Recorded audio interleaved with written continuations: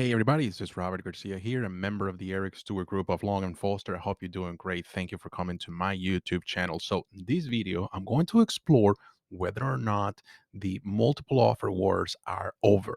So, let's just go right in. This video, I'm going to tell you why I think the multiple offers war it's over in 2023.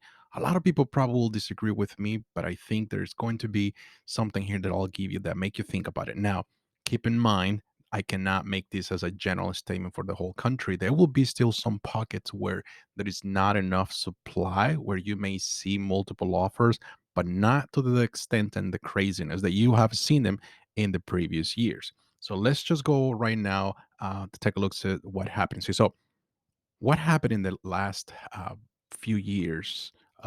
According to the National Association of Realtors, this is something I produce here. They had a forecast of things from 2021 into 2022. And then it says the existing home median sales price appreciation will be about 2.9% compared to previous year of 12%. So right there is almost 15%. Existing home sales will grow about a 6.6% from 6 million homes that sold in 2021.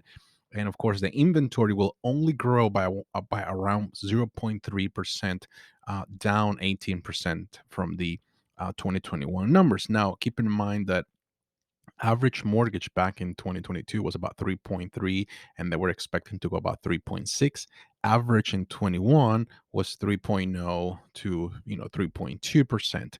So this is just to kind of to give you a little bit of a panoramic where things were at that point. So that right there shows you the a lot of the things that we were seeing, which was on the low inventory, right? There's just a lot of things. So what the craziness we just came out was the multiple offers, low inventory, and low interest rates. So let's just analyze this graph from low interest rates. So we're gonna go here into this. I'm not gonna probably put here 2021, January 2021 until right now, so that we can see what was happening in this time of data that we have right here. So as you can see, I'm gonna open this a little bit more here. I'm gonna go into okay, we're gonna go okay, go January. So if you can see January right here, we're looking at mortgage rates to be about 2.9%. So that was pretty low, which kind of like fueled and spiked this craziness of buying. Remember, we also got a lot of people got a lot of the money, COVID money, the relief. But look at how sharp it started to go up and up and up and up in 2021 and 2022. And of course, 2023 kind of like settling down a little bit. So that's kind of like giving you an idea where things have been for the last couple of years. So multiple offers, low inventory, low interest rates are the things that kind of fueled the craziness of the last 2 years. So what it's a bidding war, what is it that people have the desire to have bidding wars? What is it? So let's just define what a bidding war it is. Just like nothing else, nothing more than just the desire of an individual or a group of people to have access to a thing, an item, or a service, and more than one people or individual or groups of people want it at the same time, and one of them is willing to pay more just to have the privilege and the right to have that access immediately more than anybody else. So, given that the cost of money was very affordable, I think a lot of people saw the need to say, you know what, we can probably this probably can take advantage of right now interest rates in the threes. We can probably extend ourselves a little bit more, push ourselves a little bit more and try to make, obtain that what we wanted, and that maybe is going to be our forever house. We're never going to move out of there, and that's something that we will probably just be the thing for us. So a lot of people did a lot of those things, and I would say some of the people have very irrational behavior when they were buying these things. Maybe they had the money because they received so much money. Stock market was doing good in 2020, so a lot of people cash out on the stock market, got the COVID money. So a lot of these things kind of fueled a lot of these things, and of course, very low cost of borrowing money. There was really not a lot of traveling people were doing in 2020, so there was really money. And people thought, well, since this is going to be something's going to be here for a long time, maybe we need this time to upgrade our home and do these things that, to spend the money that we needed or buy a bigger house. I had so many clients that call me saying that they had so many issues with their homes that they didn't like, they didn't fit the new style, so they needed to just go ahead and get something bigger. And because although the husband and wife were not necessarily going back to the office, so they could just move a little bit further out, which out of the big metro areas, all the surrounding neighborhoods kind of saw a big increase, I will say, of that. So are we going to see the same or are we not going to see the same? So let me show you this article that it says that the bidding wars are back in key home markets. So it says the bidding wars have returned in many key housing markets, which signals optimism among home sellers, according to this report that came from Redfin. Okay. So that in mind indicates that some people will see the necessity to probably say now that the market it is better, we could potentially can wait to put our houses on the market. Maybe we get more money, maybe we'll do more, we'll do less. Who knows what are they trying to do, but this is what they are feeling that is going to be the case. Okay, so let's go now, take a look to something here. Now I was going to change this, probably going to move, only going to pay attention to, okay, 2020. So what's going to kill the craziness that we've seen in the real estate market?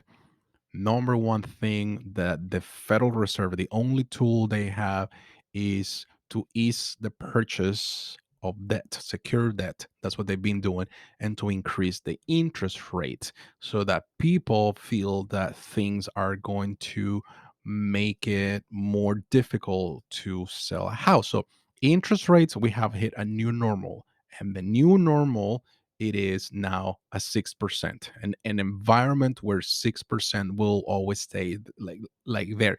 Now I call this a new normal because people thought 3% and 4% were it was kind of like the normal. It has never been the normal. The normal has always been about 6%, but some people kind of debate that that's what it was. The threes was only a way to stimulate the economy just to keep going during difficult times. So this is kind of where things are right now. So buyers are no longer buying properties out of emotions. Um, Buyers are actually are thinking it twice before they buy a house. There's a couple of reasons. One is the price of homes has gone up a lot, right? Prices of homes, what used to be $290,000, maybe is now 390,000, so $450,000. So the price, it's one, the cost of borrowing money, but it is also a big enemy of any economy, which is inflation. Inflation has been into the highest level we ever seen in the probably in the last couple of years. So now inflation has different factors, has to do with jobs, right? And it has to do with the cost of goods and things of that nature. So there's certain things here that we have to deal with. Now the shortage of supply, it's kind of over. So in terms of construction material, lumber and so on, there's more availability of things for people to continue, builders to continue to put new homes out there. But we'll say it's always has to do with a lot of the things that it's more complex just to say that it's the things to say. So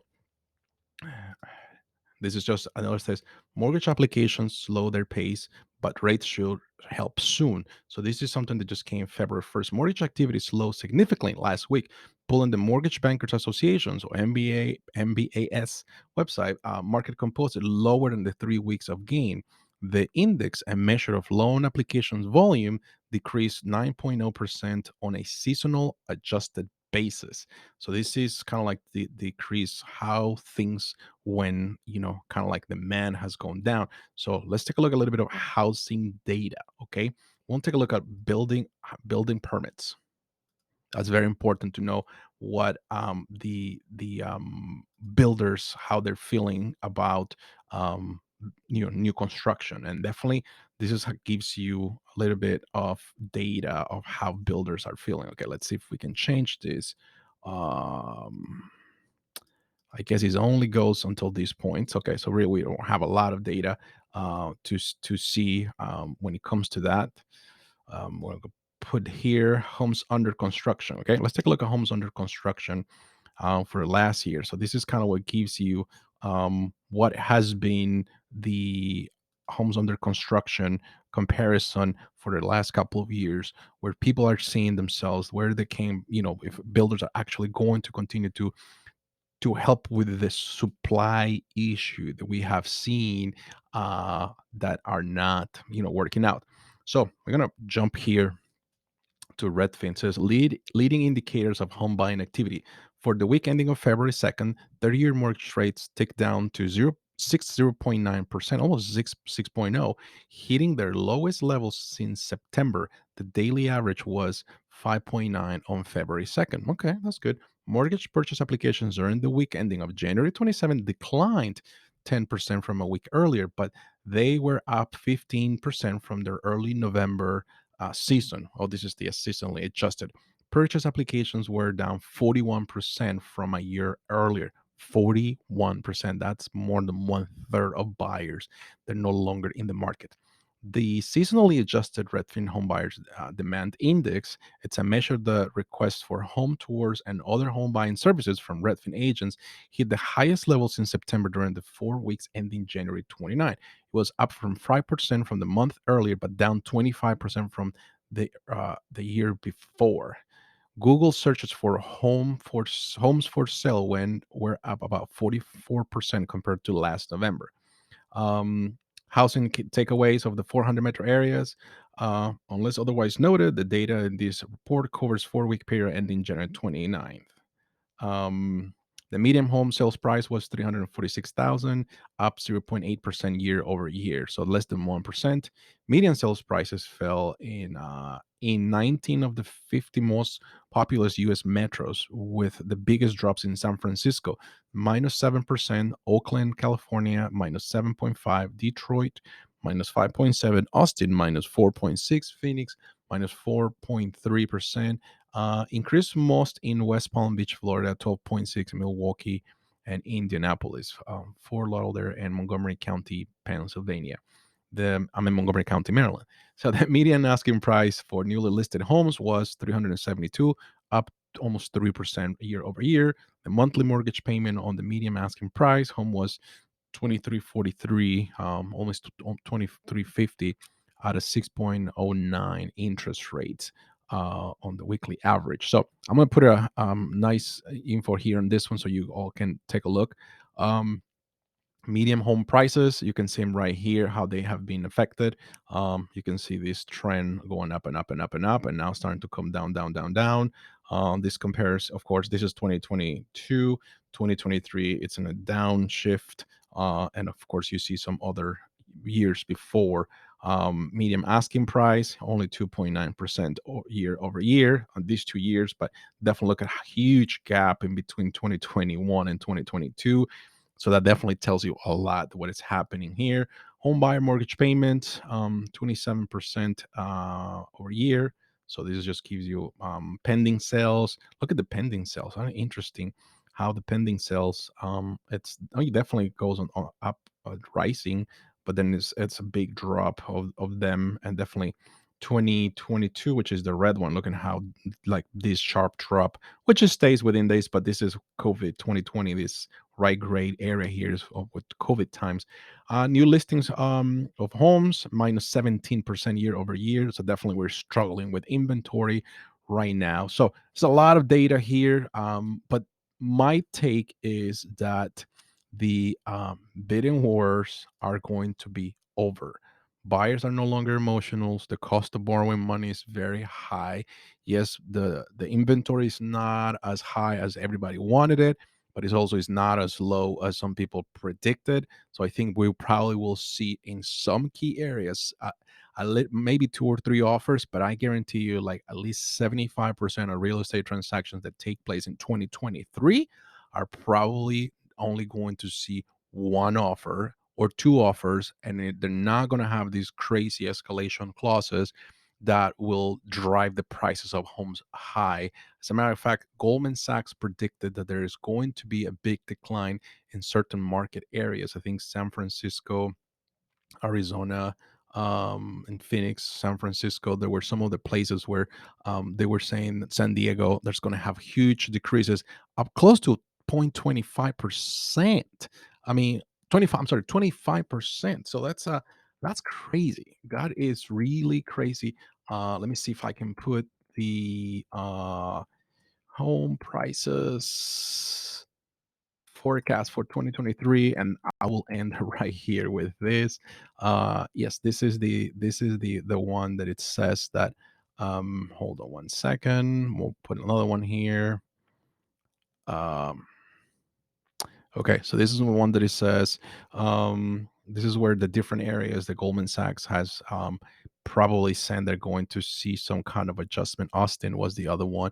So Miami to escape the home price correction in 2023, while overheated housing markets like Austin get hammered.